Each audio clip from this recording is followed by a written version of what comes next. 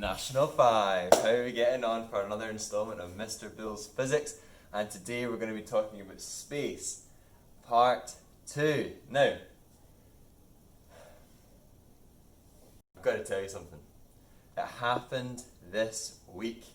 We got to not just 100, but 108 subscribers. Now, this calls for only one thing, and it is a little bit of a dance. Here we go.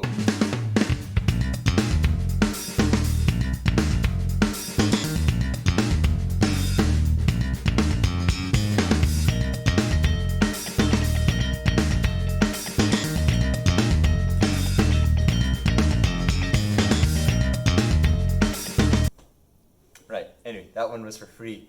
That was for free. Now, let's just celebrate that. Thank you so much if you've subscribed. Let's see if we can get even more now. We'll have another target for the October week. Let's make it 120 for the October week. Make it nice and small so it's achievable, but we'll be excited if we can get that. Right, let's move on to space part 2. Now, we have been looking at space over the last couple of weeks, and we want to really expand our knowledge of space. And we looked last week about terminology, about how we describe different parts in space, but today we're going to move on to talking about rockets and telescopes, and specifically some of the questions that are asked when we look at those parts of the course. Now, when we look at telescopes, we have a lens at the front and a lens at the back. Okay, one of them is called the eyepiece lens, and one of them is called the objective lens. Now, this is a refracting telescope, one that probably you're quite familiar with. These are fairly cheap. You can get them on Amazon probably for a fairly decent price, but if you really want to do astronomy, you're probably going to be looking at something like a couple of grand telescope and a really good computer to get some good pictures. Now, this is an example of a telescope, and all you really need to know is that you have two lenses. You have the objective lens, which brings it in here, and you have the eyepiece lens, which is over there. Okay? Now, this lens does something to the image. The image comes in, and you can see that the light rays begin to do something in the middle here.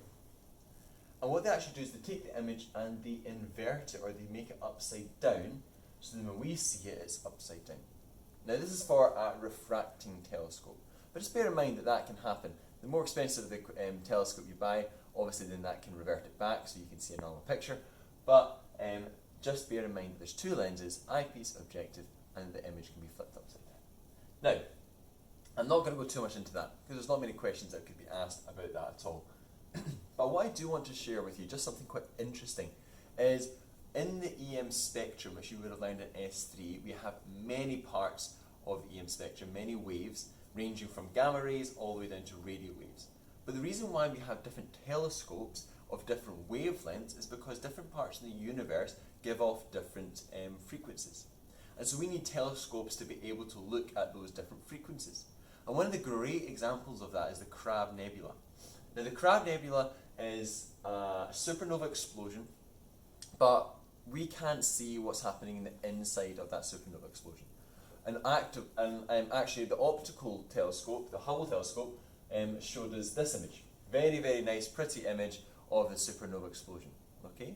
Now, if we took some different parts of the radio, the VLA telescope, you'll see that it looks a little bit different, and that there's actually a wee thing in the middle, but we can't quite understand what that is yet. The infrared, again, shows another different picture. That was from the Spitzer telescope. We also then have the ultraviolet radiation, Astro 1 telescope, and all of these are showing us different parts of the supernova explosion and the remnant that was left. But the interesting one comes when we have X-rays, and it's probably very difficult to see through the camera there, but there's actually this thing called an accretion disk with what would be left as a white dwarf star just in the center there. And we could not have seen that if we didn't have an X-ray telescope. So it's really important to make sure you remember your detectors for the EM spectrum and realize that we need different telescopes to detect different spectrums, different waves in the universe. Okay? So, that's all I want to talk about with telescopes, very quick. But the most important I want to talk about rockets. Now, you will obviously be aware of rockets if you did S2. We did a rockets, hope you went outside and flew them across the front of the building. But rockets are extremely important in National 5 physics, and a lot of good questions come from this. So let's see if we can figure this out. Now, if you can cast your mind back to Newton's laws, okay? Newton's laws there's 3 laws. This is the 3rd law. Okay, so see if you can remember the 3rd law. What was Newton's 3rd law? Give you 10 seconds to think. It's one of the most famous ones. Can you get it? Yes, it's every action has an equal and opposite reaction. Now, this is extremely important when we talk about rockets, because what we can say is that the rocket motors push propellant gases backwards. So when a rocket goes into space, or when a rocket is launching, that pushes propellant gases downwards. Okay? And as a reaction to that, and an opposite reaction, we have propellant gases push the rocket forwards. Okay? So the gases are pushed backwards, the rockets are pushed forwards. Okay? So every action has an equal and opposite reaction. Okay? Newton's 3rd law. Alright? Now, just a wee plug, Mr. Bull's rocket experiment from about 5 years ago, maybe 6 years ago now. I'll put a link in the description. Check it out, and you can see the idea, a quick experiment where it shows you the action and reaction of a vitamin, I think C or D rocket experiment that shows the force pushing downwards pushes the rocket upwards. Alright? Now, as we just said, Newton's 3rd law, I'm not going to explain that, that's exactly what I've said, but what I do want to focus on is this question here, because this comes up again and again and again in every exam paper. And we'll see that a question will always ask something like, a rocket is taking off from the surface of the Earth. Okay? The rocket engines exert a force on the exhaust gases. Which of the following is the reaction to that force? Okay?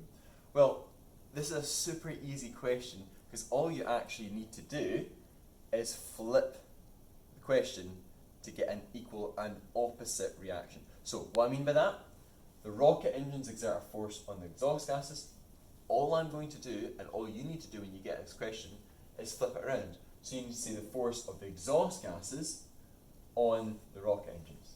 So if I did that, it'd be E, the force of the exhaust gases on the rocket engines. So just flip it round. Every action has an equal and opposite reaction. Newton's 3rd law, specific to rockets. Okay? Right, hopefully we've all got that. Now, just a wee quick note of when rockets are in space. You might have seen many movies, physics movies are quite good, like Interstellar, Gravity. If there's any other ones you know, put them in the comments below, but there's lots of new movies out there that are very good and very realistic with the physics involved. Okay?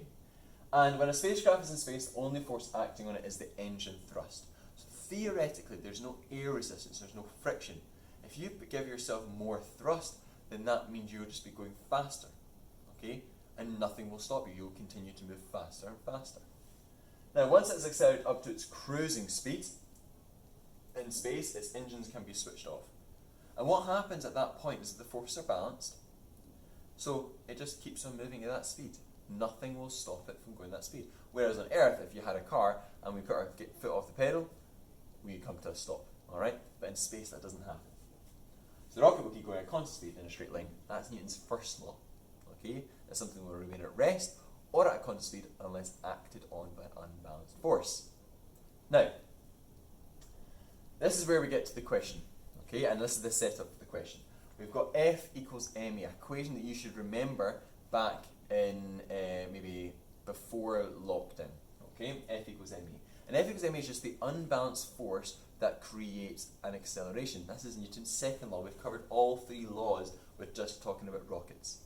Now, when we have that unbalanced force, we do not want to consider the weight in that force. Now, what do I mean by that? Well, if I was to stand here and I was to get another teacher to come and lift me up, if they were to just match my weight, they wouldn't be able to lift me up. I would just stay where I am. What they need to do is they need to go above my weight so they can lift me up. And anything above my weight goes into the acceleration. So that is the unbalanced force. So that's why we need to put unbalanced force equals the engine thrust, the total force, minus the weight, to just give us the force that is going into accelerating the object. Okay? So, there we go. Let's do a wee example. Okay? So first of all, we're going to draw a diagram of the forces acting on the rocket when we have a rocket, a mass 2.2 times 10 to the 6 kilograms, and the rocket is launched vertically from the surface of the Earth. The rocket motors exert a constant thrust of 3 times 10 to the power of 7 newtons. Now, first of all, let's draw a diagram of the forces on the rocket on Earth. Remember, it's in Earth still. So, let's get a wee picture of a rocket. Okay, just a very quick drawing. And we're going to have an arrow going up the way and an arrow going down the way. Now, the force going up the way, well, the only thing that's causing it to go up the way is the thrust. So I'm just going to put thrust.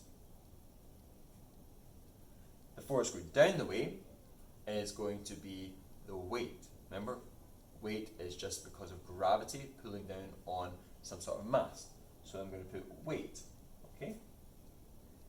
And I guess you could talk about initially what else is going to be there. Well, friction in regards to air resistance is probably going to be something as well that's going to be acting on the rocket. So I could maybe put another one this side and do air resistance. Okay? Now that would be a good answer to that. That would be fine. You get full marks for that. Okay? Now, let's do some calculations. So it says in this one,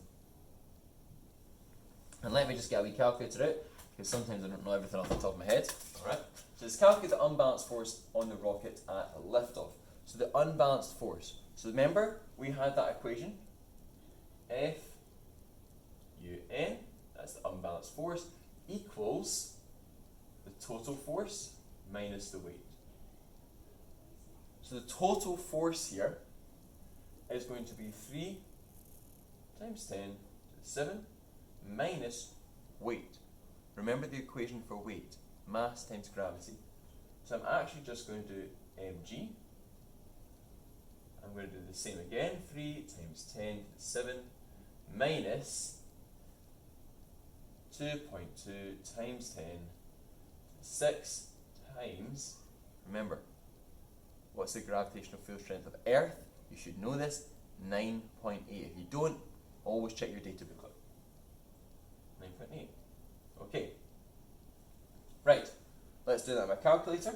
Okay, so I've got 2.2 times 10 to the 6 times 9.8.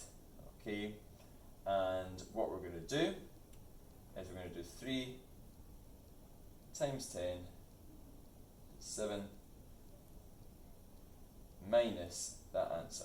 So the answer should be 8.44 times 10 to the power of 1, 2, 3, 4, 5, 6 newtons. Okay? 8.44 times 10 to the power of 6 newtons. Excellent. Right. Let's move on to the next question, now that we know the unbalanced force. Okay? So the next question is going to ask us, calculate the acceleration. Now, remember, F equals ma. So let's do A equals F over m. That's just me rearranging that equation. And I now know that's force, which is 8.44 times 10 to the 6 divided by the mass at the top there. So it's going to be 8.44 divided by 2.2. So 8.44 divided by 2.2 equals 3.8 meters per second squared. Okay, quite a slow rocket if I'm honest, but that's the answer and that's how we do it. So you always get the unbalanced force minus the weight from the total force. Use that unbalanced force to find your acceleration. Okay, so that's the answer. Right. Okay. So last question. Very quickly says, explain what happens to the acceleration of the rocket as it rises. Okay, so I only want to talk to you about this one because there's lots of things you could see. Well, when it rises, things are going to become, gravitational field strength is going to become a little bit less as you further up you go. So that becomes less, then what happens is the acceleration should be increased because the weight should begin to decrease. Okay, not the mass, but the weight. Okay. Also, the weight will decrease because the mass of the rocket will decrease because the fuel will be used up as it begins to continue to accelerate and use up that fuel. Okay, so that's two things that we have. Okay, that the gravitational motion will become lessened.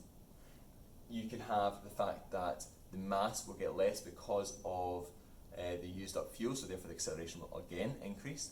And I guess you could talk about the further up you go, the less air resistance there will be because you'll be further up the atmosphere.